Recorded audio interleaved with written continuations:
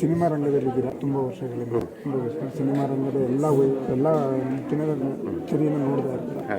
ಇತ್ತೀಚಿನ ದಿನಗಳಲ್ಲಿ ಸಿನಿಮಾ ರಂಗದ ಬೆಳವಣಿಗೆ ಅಂದರೆ ಸ್ಟಾರ್ ನಟರು, ಪರಪ್ಪನಟ ಕವಿಗಳು, ದರ್ಶನ ಬಗ್ಗೆ ನಾನು ದರ್ಶನ ಅವರಿಗೆ ಸಪೋರ್ಟ್ ಮಾಡ್ತೀನಿ.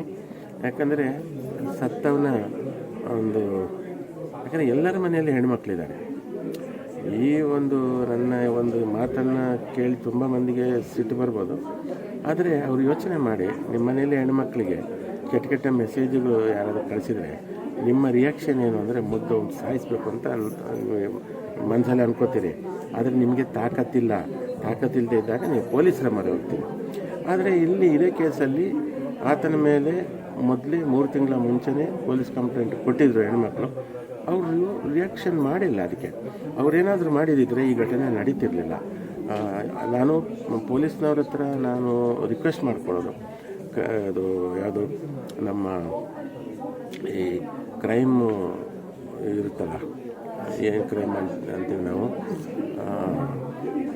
ಇದು ಸೈಬರ್ ಕ್ರೈಮ್. ನಾನು ಸೈಬರ್ ಕ್ರೈಮು ಪೊಲೀಸ್ನವ್ರ ಹತ್ರ ನನ್ನ ರಿಕ್ವೆಸ್ಟ್ ಏನಂತಂದರೆ, ಇನ್ನೂ ಇದ್ದಾರೆ ಈ ಥರದವರು, ಸಾವಿರಾರು ಮಂದಿ ಇದ್ದಾರೆ. ಎಂತೆಂಥ ಮಾತುಗಳು ಅಂದರೆ ಕೆಟ್ಟ ಮಾತು, ನಮಗೆ ಸಿಟ್ಟು, ರಕ್ತ ಬಿಸಿ ಆಗುತ್ತೆ. ನನಗೆ ಸಂಬಂಧ ಇಲ್ಲ ಆ್ಯಕ್ಚುಲಿ. ಆದರೆ ನನ್ನ ಫ್ರೆಂಡ್ಸ್ಗಳಿಗೆಲ್ಲ ಅವ್ರು ಕಳಿಸಿದ ಮೆಸೇಜ್ಗಳು ನೋಡಿದಾಗ ನಮಗೆ ರಕ್ತ ಕುದಿಯುತ್ತೆ.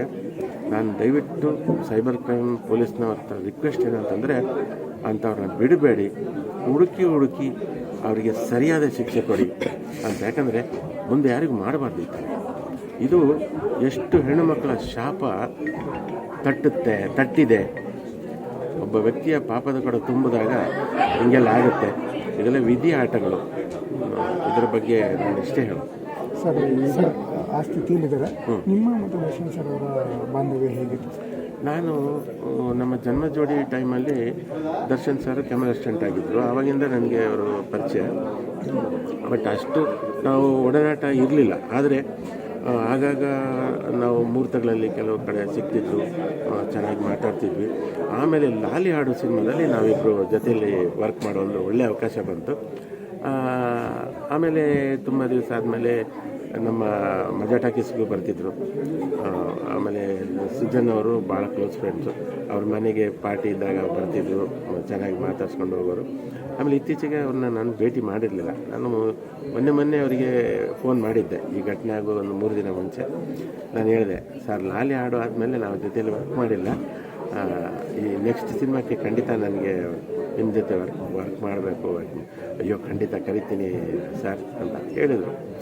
ಅಷ್ಟರಲ್ಲಿ ಹೀಗೆಲ್ಲ ಆಯಿತು. ನಾನು ಹೇಳೋದವರಿಗೆ, ಅವರೆಲ್ಲ ಕಳಂಕಗಳಿಂದ ಹೊರಬಂದು ಮತ್ತೆ ಪರಿಶುದ್ಧರಾಗಿ ಬರಲಿ, ಮತ್ತಷ್ಟು ಸಿನಿಮಾಗಳು ಮಾಡಲಿ, ಆ ಸಿನಿಮಾದಲ್ಲಿ ನನಗೂ ಅವಕಾಶ ಆಗಲಿ ಅಂತ ನಾನು ಒಳ್ಳೆಯದನ್ನೇ ಹಾರೈಸ್ತೀನಿ. ಸರ್, ಮೀಟ್ ಮಾಡೋಕ್ಕೆ ಹೋಗ್ಬೇಕು ಅಂದ್ಕೊಂಡಿದ್ದೀನಿ. ಒಂದು ಆಸೆ ಇದೆ ಮೀಟ್ ಮಾಡಬೇಕಂತ. ಬಟ್ ಅವರ ಮನಸ್ಥಿತಿ ನಾವು ಅರ್ಥ ಮಾಡ್ಕೋಬೇಕು. ಈಗ ಅವರು ಯಾರನ್ನು ಮೀಟ್ ಮಾಡುವಂಥ ಸ್ಥಿತಿಯಲ್ಲಿಲ್ಲ. ನಾನು ಅದ್ರ ಬಗ್ಗೆ ಇನ್ನು ಯೋಚನೆ ಮಾಡಬೇಕು. ಇವತ್ತು ಧನ್ವೀರ್ ಅವರು ಹೋಗಿದ್ರು, ಮತ್ತು ನಿನ್ನೆ ಅವ್ರ ತಾಯಿ ಮತ್ತು ತಮ್ಮ ಎಲ್ಲ ಕುಟುಂಬಸ್ಥರೆಲ್ಲ ಹೋಗಿದ್ರು. ಅವರೆಲ್ಲ ತುಂಬ ಅವ್ರ ಜೊತೆ ಕೆಲಸ ಮಾಡಿದವರು, ತುಂಬ ಒಡನಾಡಿಗಳು. ನಾನು ಯಾರೂ ಅಲ್ಲ. ನಾನು ಈ ವಿಚಾರದಲ್ಲಿ ಆ್ಯಕ್ಚುಲಿ ಇದು ನನಗೂ ಸಂಬಂಧ ಇಲ್ಲದಂಥ ವಿಚಾರ ಇದು. ಆದರೂ ನೀವು ಕೇಳಿದ್ರಿಂತ ನಾನು ಹೇಳಿದೆ ಅಷ್ಟೇ. ನನ್ನ ಮನಸ್ಸಿನ ಅಭಿಪ್ರಾಯ ನಾನು ಹೇಳಿದೆ. ಅದನ್ನು ನಾನು ಓಪನಾಗಿ ಹೇಳ್ತೀನಿ. ನಾನು ಬೂಟಾಟಿಕೆಯಿಂದ ನಾನು ಇದೇನು ಹೇಳಲ್ಲ. ಬಟ್ ನನ್ನ ಒಂದು ಕೆಲಸದ ಒತ್ತಡದಲ್ಲಿ ಈಗ ಧಾರಾವಾಹಿಯಲ್ಲಿ ಇದ್ದೀನಿ ನಾನು. ಧಾರಾವಾಹಿ ಅಂದರೆ ಪ್ರತಿದಿನ ಇರುತ್ತೆ ಕೆಲಸ. ಯಾವುದಾದ್ರು ಸಂದರ್ಭ ಬಂದಾಗ ಮೀಟ್ ಮಾಡೋದು ಅಂತ ಆಸೆ. Okay sir.